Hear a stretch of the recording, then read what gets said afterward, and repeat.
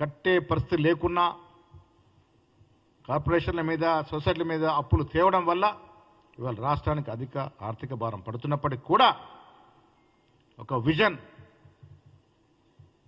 ఒక దూరదృష్టి, ఒక ప్రణాళిక కట్టడిగా చేయడం వల్లే దాదాపు 7 మాసాలు కృషి వల్లే ఇవాళ దావోస్లో మనకి పెట్టుబడుల వర్షం కురుస్తూ ఉంది.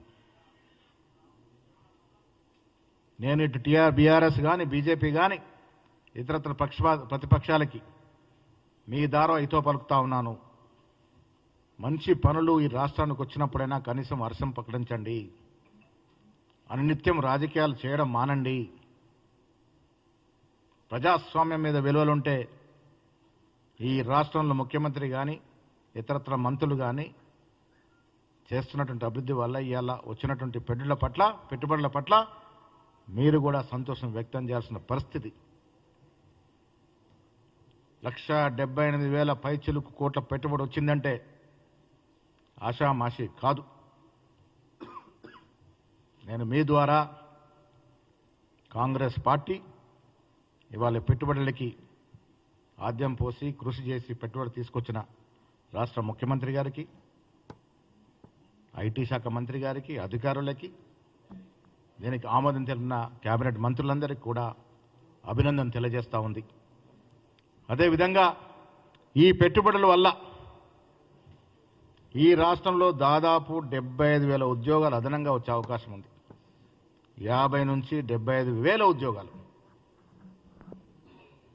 ఆనాడు ఉద్యోగాల పేరిట ఇంటికే ఉద్యోగాలు ఇచ్చుకుని తప్ప ప్రజల ఉద్యోగం నుంచి మాట్లాడని కేసీఆర్ మేము ప్రభుత్వంలోకి వచ్చిన తర్వాత 1 సంవత్సరం కాలంలో దాదాపు 56,000 ప్రభుత్వ ఉద్యోగాలు ఇవ్వడమే కాకుండా ప్రైవేట్ పరంగా 75,000 ఉద్యోగాల వరకు వచ్చే అవకాశాలు తీసుకొచ్చిన ఘనత కాంగ్రెస్ ప్రభుత్వానిది అనే మాట కూడా మీ ద్వారా స్పష్టం చేస్తా ఉన్నాను. రాష్ట్ర ప్రభుత్వానికి అభినందన తెలుపుతూ అదేవిధంగా ఇటీవల ఈ రాష్ట్రంలో ముఖ్యమంత్రి గారు ఒక స్పోర్ట్స్ మ్యాన్. గతంలో స్పోర్ట్స్ శాఖకి అరకొర నిధులు ఉండేవి. ముఖ్యమంత్రిగా రేవంత్ రెడ్డి అయిన తర్వాత స్పోర్ట్స్కి అధిక ప్రాధాన్యత ఇస్తూ పోయిన ఒలింపిక్స్లో మనకు మెడల్స్ రాకపోయినా వచ్చే ఒలింపిక్స్ నాటికి రాష్ట్రాన్ని ఆ స్థాయికి తీసుకెళ్లనే ఉద్దేశంతో ఈ రాష్ట్రంలో ఒక స్పోర్ట్స్ యూనివర్సిటీ ఏర్పాటు చేయడానికి నిర్ణయం తీసుకోవడం, దాంట్లో భాగంగానే అత్యధిక మెడల్స్ గెలిచిన ఆస్ట్రేలియాలో నేను, నాతో పాటు జితేందర్ రెడ్డి గారు, మా స్పోర్ట్స్ చైర్మన్ గారు, ఎంపీ అనిల్ గారు, ఫహీం గారు అందరం కూడా పర్యటన చేయడం జరిగింది. చాలా చోట్ల మేము ఆస్ట్రేలియాలో ఉన్నటువంటి స్పోర్ట్స్ అథారిటీని సందర్శించడం, అధికారులతో మాట్లాడడం, స్టేడియంను సందర్శించడం, అక్కడ స్పోర్ట్స్ యూనివర్సిటీతో చర్చలు జరపడం, వారిని కూడా రాష్ట్రానికి రావాల్సిందిగా ఆహ్వానించడం జరిగింది. త్వరలో స్పోర్ట్స్ విధానం కూడా టెక్నాలజీ చాలా చోట్ల మేము మెల్బోర్న్లో డెకిన్ యూనివర్సిటీ కానీ, మెల్బోర్న్ క్రికెట్ గ్రౌండ్స్ కానీ, గిఫిట్ క్వీన్స్లాండ్లో స్పోర్ట్స్ యూనివర్సిటీ కానీ సందర్శించడం జరిగింది.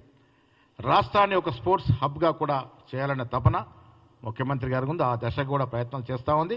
ఇలా చెప్తూ పోతే రాష్ట్రం సమూలంగా అన్ని హంగులతో అన్ని రంగాల్లో అభివృద్ధి చేయాలనే ఆకాంక్ష ప్రజలు కోరుకునే విధంగా కాంగ్రెస్ ప్రభుత్వం ముందుకు పోతా ఉంది. ప్రతిపక్షాలు ఇవాళ అనునిత్యం రాజకీయాలు చేయాలనే తపనలో అధికారం పోయిందని ఒక అక్కస్తో మాట్లాడుతూ ఉంటే ప్రజలారా మీరు నమ్మకండి.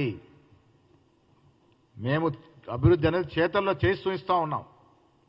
ప్రభుత్వ అంకెలతో మీ ముందుకు వచ్చాం.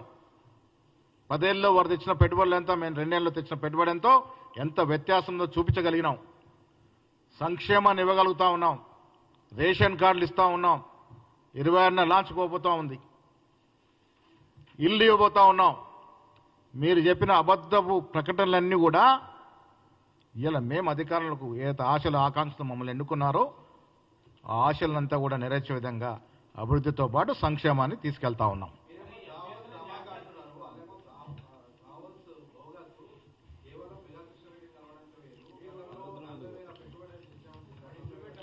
అంతా దానికి రాజకీయాలు ఉన్న ఒక వ్యక్తి 1,75,000 కోట్లు పెట్టుబడి రాష్ట్రానికి వస్తుంటే హర్షించాల్సిన స్థితిలో ఉండి ఇంత చౌకబారు విమర్శ మెగా కృష్ణారెడ్డి ఉన్న దాన్ని డైవర్ట్ చేసే ప్రయత్నం మీద చేస్తూ ఉన్నారో, పెట్టుబడులు కొన్ని వందల కంపెనీలు వస్తాయి, దాంట్లో మెగా కృష్ణారెడ్డి ఒకరు. దాన్ని ఏదో చూపించి దీన్ని డౌన్ చేసే ప్రయత్నం చేస్తుంది, తగదు అనే మాట చెప్తా ఉన్నాను.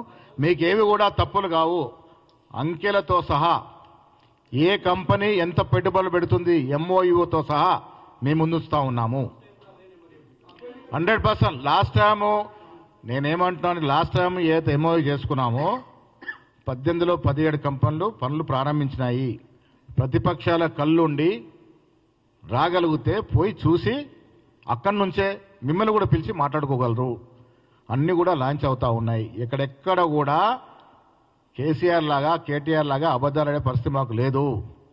అంకెలతో సహా ఎంఓయూల సర్టిఫికెట్తో మేము ముందున్నాము, వాస్తవాలే మాట్లాడుతూ ఉన్నాము. ఇలా వాస్తవాలు, రాష్ట్రం అభివృద్ధి జరుగుతుంది కాబట్టి మిమ్మల్ని మొత్తానికే ప్రజలు మర్చిపోతారని